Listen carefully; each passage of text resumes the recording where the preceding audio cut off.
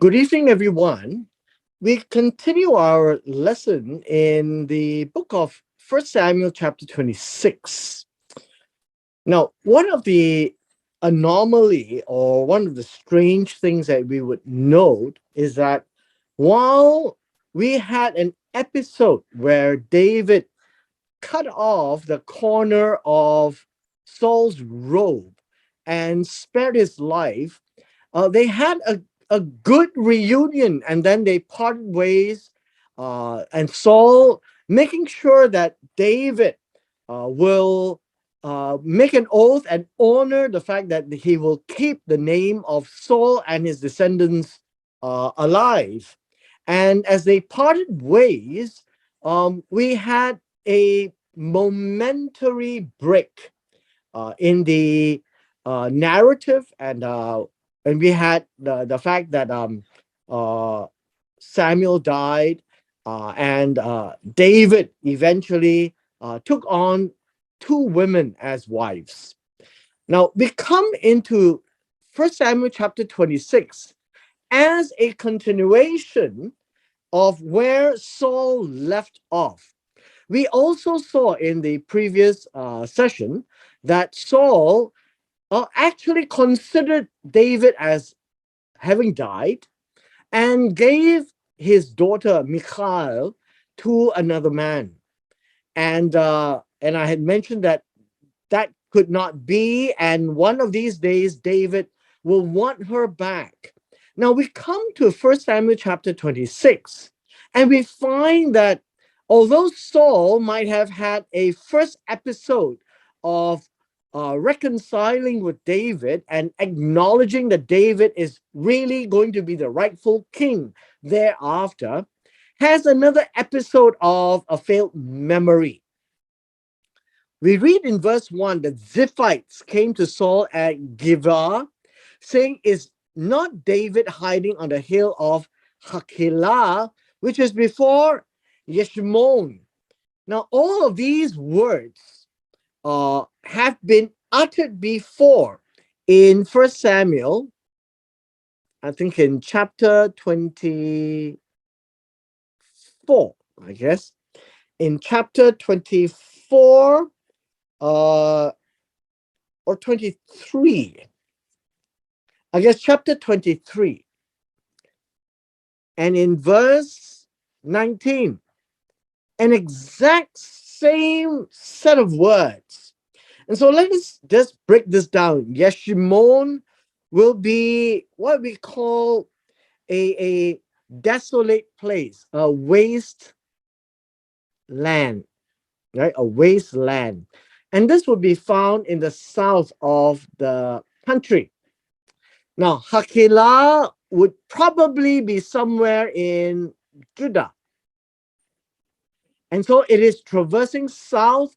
And, and what we find is Saul is now being told that David, when we were at First Samuel chapter 23, had an episode of chasing after David, and then he had to abandon because the Philistines were coming. And in chapter 24, continued this episode. Now, he left this place of Hakilah, and he went to En-Gedi. Now, at the end of chapter 24, they parted ways and David went back. Now, I suppose to En-Gedi. And then eventually, and in chapter 26, we're told that he has gone back to where he was hiding in the highlands. And so now Saul hears this again, and Saul begins to go crazy. And Saul arose, went down to the wilderness of Ziph, and he brings his 3,000 chosen men of Israel to look for David in the wilderness of Ziph. So the Ziphites are not very nice people, always telling on David's back. In verse 3, Saul camps at the hill of Hakilah, which is before Yeshimon, beside the road that goes north-south. And David was actually staying in the desert, the midbar. And then this is the phrase that we need to now break down. He said, when he saw that Saul came after him into the wilderness, David sent out spies and he knew that Saul was definitely coming. Now, what probably happened is that when he saw Saul came after him into the wilderness, he actually saw the 3,000 men. There were a lot of men coming in. And so David sent out what we call spies. This word here is spies, or somebody who would, this word actually is a tale bearer. And so what essentially that would mean is that these people would go out, find out, and come back and tell what they found out. And so, in short, this is something like a talebearer. I saw something, I'm going to repeat it. But this in itself is a good word to represent. As spies, they will go out and see exactly what's happening. And when they came back, David now knows. Now, understand the word know in verse 4 comes from the idea of to learn. And so he learns about Saul from the spies. And so now he recognizes what's happening. Okay, that's how the word know come about. So the spies help David know. So in the Hebrew, there is no such thing called suddenly you know something or someone zap knowledge into your head. The Hebrew is very vivid, very action-oriented. And so to know something requires gaining that knowledge through somebody telling you, somebody repeating you, something that you have seen, that you can observe. And that's how David now knows, because the spies came back and bore tales about what they saw about Saul as part of these 3,000 men entourage. Now in verse 5, it says, David then arose, came to the place where Saul had camped. Now, obviously, David is on a higher ground, can see where Saul and his 3,000 men are coming, and they camped around. And then David saw the place where Saul laid.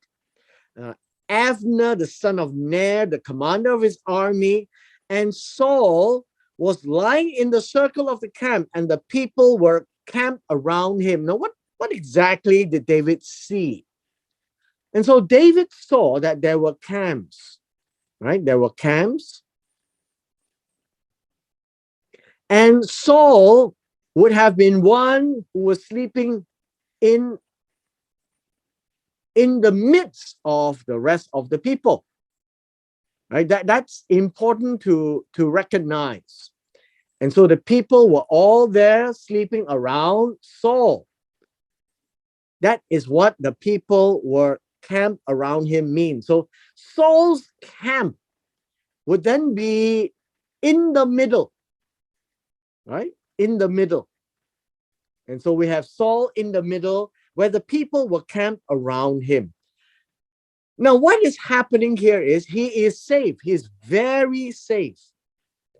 And this is what David saw. And so I just want to emphasize that this is something very physical, and David actually saw the environment, right? He saw the environment and he assessed it, and now he knows what to do. Verse 6 says, and David said to Ahimelech the Hittite. Now, this is not the Ahimelech of the priest.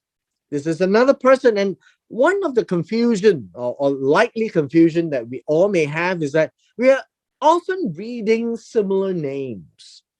And so this Ahimelech is not the one that Saul had killed through Doeg. This is a Hittite in the ranks of David. And then there is Avishai, the son of Zeruiah, Joab's brother, saying, "Who will go down with me to Saul in the camp?" And Avishai said, "I will go down with you." Now, this is important because we need now to figure out a number of relationships. Now, Ahimelech, nothing to talk about because we don't know much about him other than he is the Hittite, meaning he is not from Israel itself. Then we have Avishai, the son of Zeruiah. He is also Joab's brother. And this is something that we need to talk about. And so let us now branch out to a slide which we have seen in 1 Samuel chapter 16 about the lineage chart of David. So we want to look for Avishai, we want to look for Zeruiah, and we want to look for Joab. So all of them are part and parcel in this particular troop where he's got 600 men with him. And David had 600, Saul has 3,000. So let's take a look at the chart. We saw this chart when we were discussing the background of David. And this was one of those options that we said that perhaps David's mother may not be the same mother as the other sons. And this is one of the areas where we could maybe glean a little bit out of this entire story in 1 Samuel chapter 26.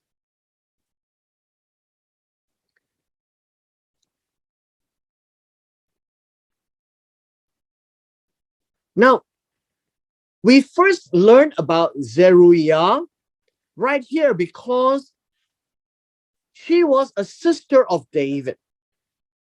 Same with Abigail. And where do we read this? In First Chronicles chapter 2, verses 15 to 16, and they were sisters of David. But more importantly would be Avishai and Joab.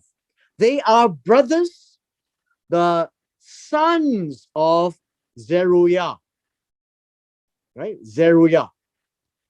And she was the sister of David. So if you look at it this way, it appears that this side of the family has more to do with David than the left side of the family. The brothers, as we understand, were not very fond of David. And as such, they probably would not go and give their lives to fight with David. And so what we have now is that his nephews, Joab and Avishai, went with David as part of that 600 because of the relationship with Zeruiah and Abigail, who are the sisters of David. Now, this is the background that we are looking at in verse 6, right? In verse 6. Now, coming back to verse 6, we have now established that Avishai is the son of Zeruiah, and she's a sister of David. That makes Avishai a general in the army of David as a nephew. And later we will also see Joab joining ranks as well. And so Avishai says that he will go down with David to spy on Saul. In verse 7, so David and Avishai came to the people by night. Who are the people? This would be the 3,000 chosen men of Saul. And behold, Saul was laying asleep inside the circle of the camp with his spear stuck to the ground at his head. And Abner and the people were lying around him. Now, this is to show us that for some reason, miraculously, I would say, that David and Abishai was able to get into the camp without anyone waking up. And eventually we'll see what that means. And so they went in, and Saul was actually sleeping. His spear stuck in the ground at his head. So meaning, if this was Saul as he was laying down, so let me just put this there, and he would have his spear. Now, in this case, we're talking about a spear, which is long, a lance that is thrusting. Now, we also have another word here. It says that it was stuck to the ground. The idea is that this is a spear that is long, and it's got a shaft that is long, and is squeezed into the ground around Saul, right? Into the ground around Saul. This word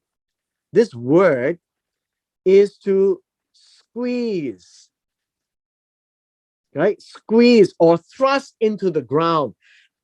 Just as a picture, you've got a long lance, a long stick behind the head of the spear, and it's now pushed into the ground, and that's what it means by stuck in the ground. Now, verse 8, Abishai said to David, look what he says. Now, again, it is the same words like in chapter 24. Today, God has delivered your enemy into your hands because you are there standing next to him. Now, therefore, please let me strike him. And in verse 8, it says, let me strike him, means slay him, right? Slay him. Since Saul is your enemy, we will slay him with a spear to the ground with one stroke, and I will not strike him the second time. What is Abishai actually saying? By one thrust, Saul dies. That's it. One thrust, and Saul dies. Verse 9, listen to what David says. David said to Abishai, do not destroy him. Now, this word here, do not destroy, literally means do not cause him, do not put him into ruin, right? And it says, who can stretch out his hand against the Lord's anointed and be without guilt? Now, this is important to understand. Now, this word here is going out to stretch out his hand. This word literally means when you send out your hand against the Lord's Mashiach. This is the Messiah, right? Messiah. Or literally God's anointed. So Saul is seen as the Mashiach, God's anointed.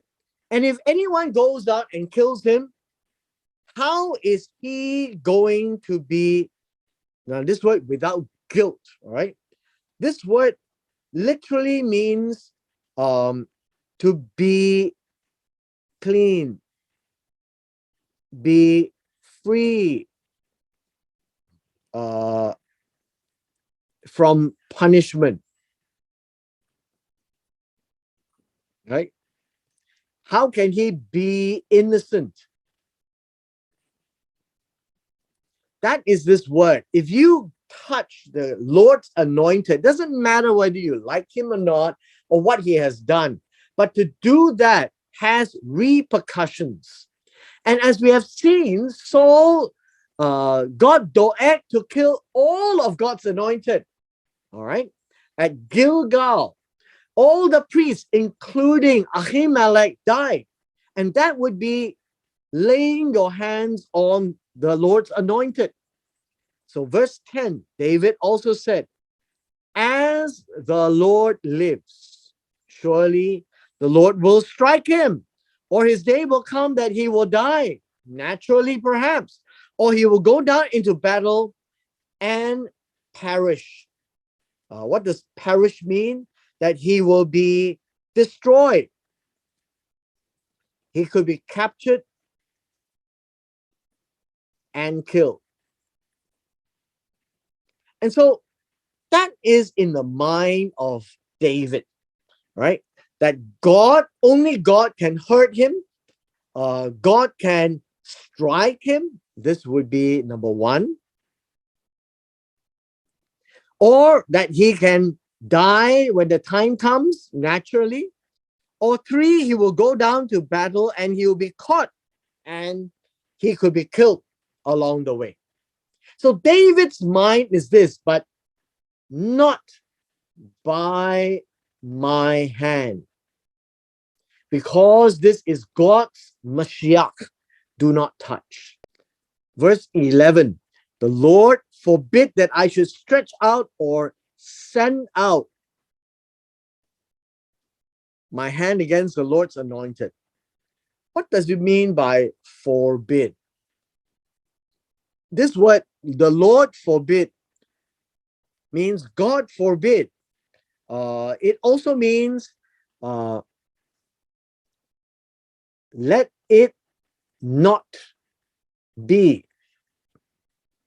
Right? Far be it from me.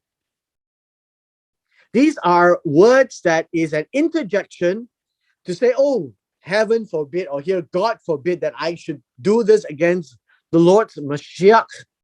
But now, please take the spear that is at his head and the jug of water and let us walk. That's what is happening. One, the spear, and two, the jug of water. Again, this would be another potential showdown to show Saul that he could have been killed. Verse 12. So David took the spear and the jug of water from beside Saul's head, and they left. And no one saw or knew it, or did anyone awake. Why? God intervened, for they were all asleep because of a sound sleep from the Lord had fallen upon them. What is a sound sleep? This is to go to sleep that is a deep sleep. Now, a sound sleep refers to a deep sleep. Maybe in today's term, you're in REM sleep. There is a certain, this word here gives us a picture that there is a certain, how should we say? A certain lethargy that they feel so tired they cannot wake up. So this is a situation of cannot wake up. And so this is done by God, because this from the Lord had fallen on them.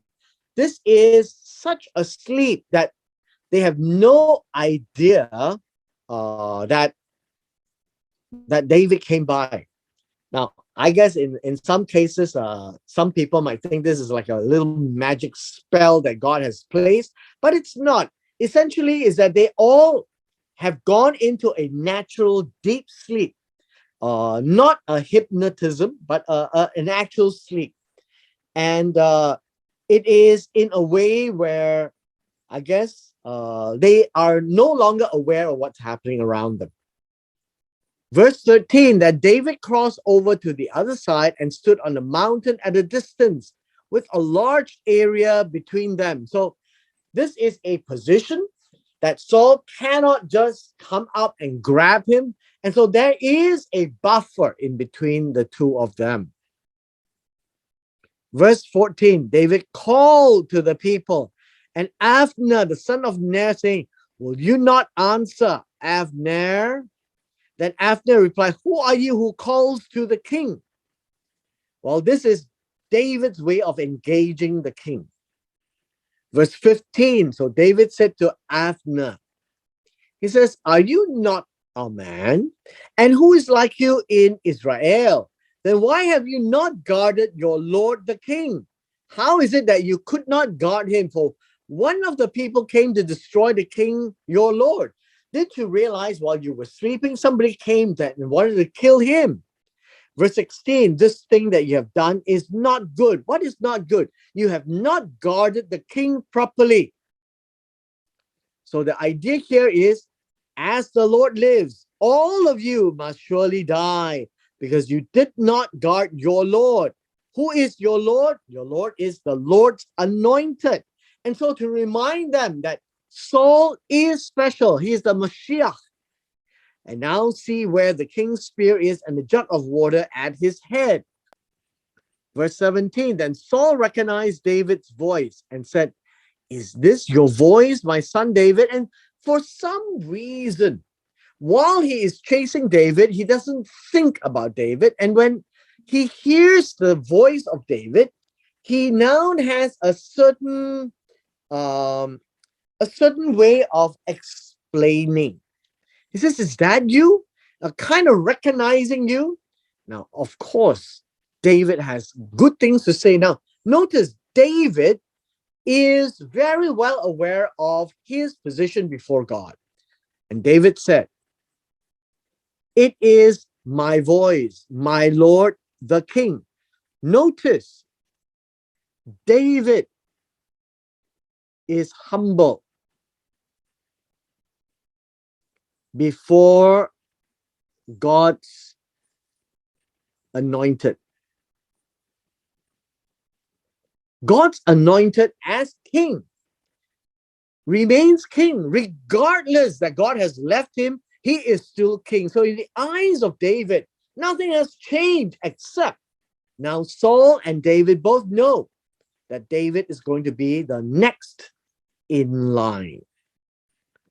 Now he asks Saul, and remember he's shouting across the buffer zone. And he said, why then is my Lord pursuing his servant? What have I done? What evil is in my hand? Now, what do you mean, what evil is in my hand? In verse 18, it talks about this evil is ra'ah. Now, understand that evil is what is displeasing in the eyes of the beholder.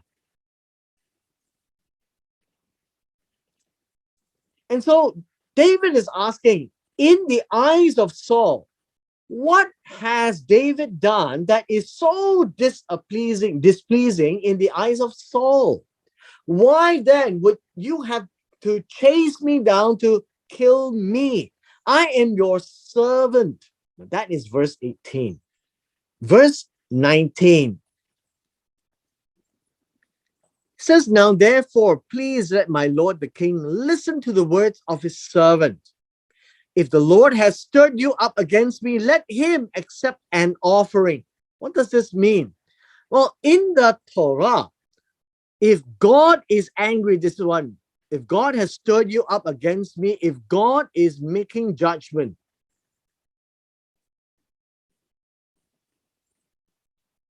then David says, let him accept an offering, a gift. But if it is men, cursed are they before the Lord, for they have driven me out today, that I have no attachment with the inheritance of the Lord, saying, go serve other gods. Now, what does this mean?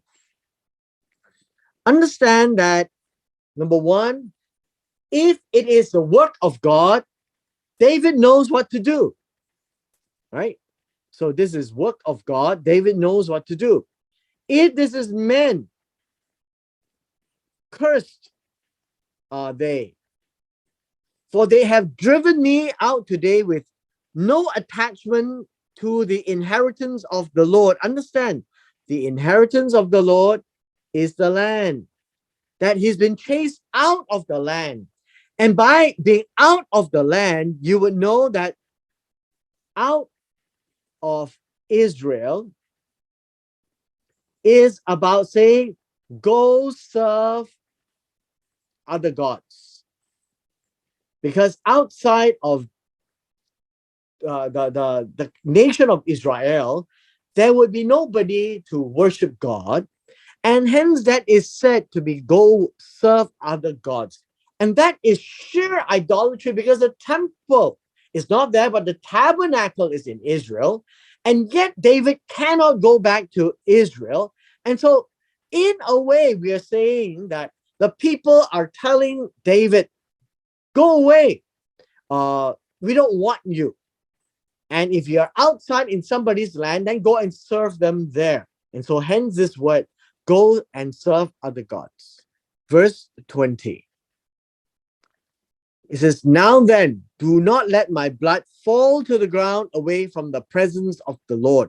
So do not let my blood fall to the ground means do not let me be killed. Not, right? Let me be killed. Do not let my blood drop on the ground. So blood drop on the ground is a euphemism of being killed. Away from the face of the Lord. Let God do the punishment if that's the case. For the king of Israel has come out to search for a single flea, and as one hunts a partridge in the mountains. Now, what is this? To search for something that is trivial. As one hunts for a partridge in the wilderness, also trivial. Why do you need to come with 3,000 people? And David says to Paul, then Saul says, Saul is now hearing all these things from David. And again, he is stirred. And he repeats this. He says, I have sinned. Return, my son David, for I will not harm against you again, because my life was precious in your sight today. What does this mean? My life was precious in your sight today. Well, David did not take the opportunity to kill Saul. Behold, Saul says, I have played the fool and have committed a serious error.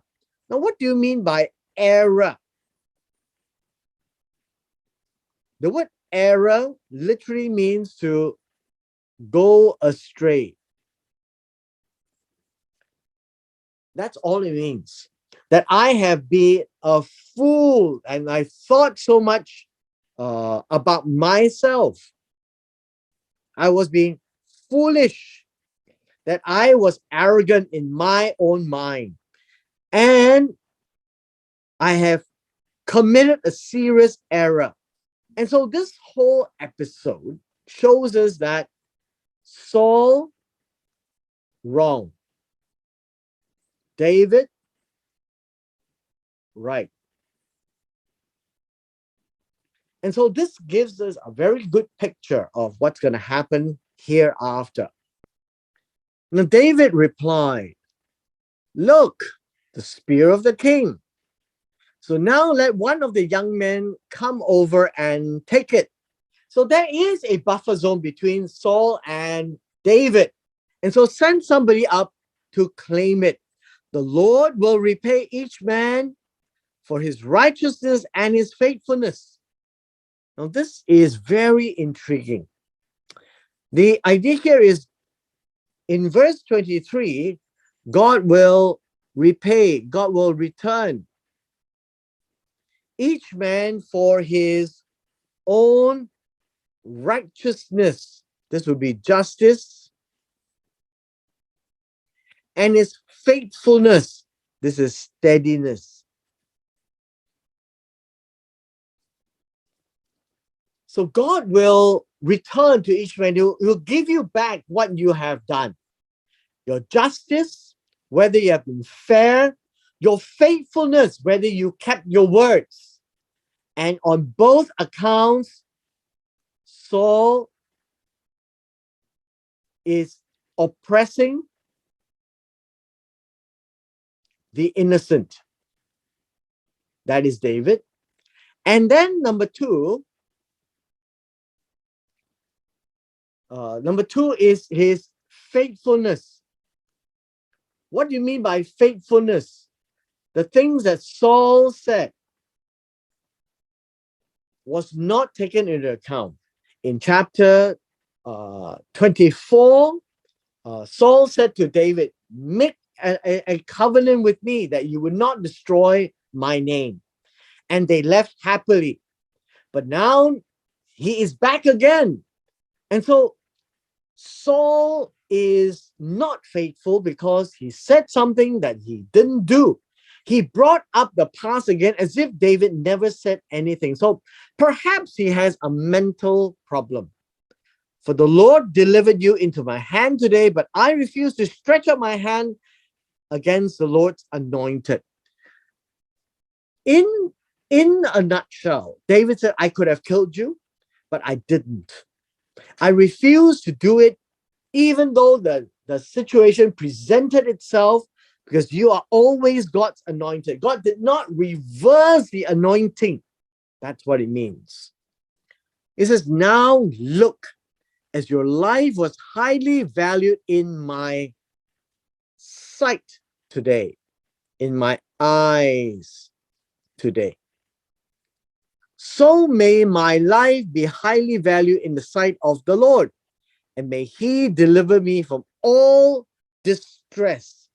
The word distress is to put into a tight spot. Right? This would be adversity, tribulation. This is what distress means. That God is that he is the one who would deliver David from all adversity, because David is now relying on God. Verse 25. And Saul said to David, blessed are you, my son David. This is Saul speaking. You will both accomplish much and surely prevail. So David went on his way, and Saul returned to his palace. They had a bit of a squabble, but at the end of the day, David had rights to whatever there is in the wilderness, in the Yeshimon, where it is right underneath Judah, and it's where it's going to meet the Negev, the desert. And so it was a good place to hide.